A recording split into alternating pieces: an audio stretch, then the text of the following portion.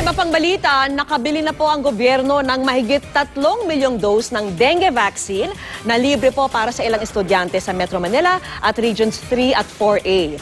Ang hindi pa nga masabi ng Department of Health ay kung magkano ang halaga ng bakuna para sa pribadong sektor.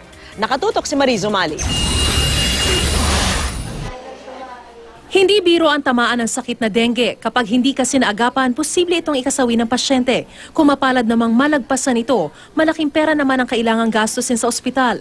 Ayon sa DOH, sakop ng PhilHealth package ang 16,000 hanggang 18,000 pesos para sa severe dengue.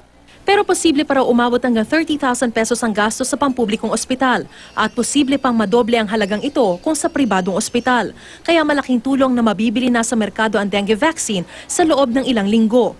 Dahil naman kabilang ang ating bansa sa 20-year dengue vaccine trial na isinagawa ng mga eksperto mula sa iba't ibang panig ng mundo. At nakausap para mismo ni Pangulong Noynoy Aquino ang pinuno ng Sanofi Aventis na siyang kumpanyang may gawa sa dengue vaccine. Malaking diskwento ang ibinagay sa gobyerno ng Pilipinas para sa bakunang ito.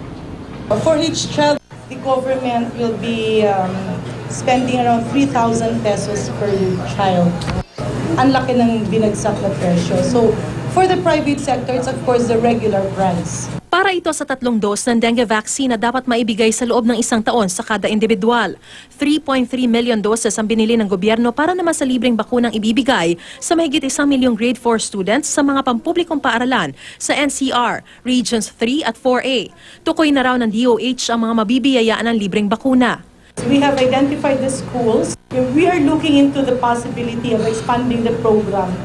Pero para sa pribadong sektor, hindi pa masabi ni DOH Secretary Janet Garin kung magkano ang halaga ng bakuna, pero may kamahalan daw ito.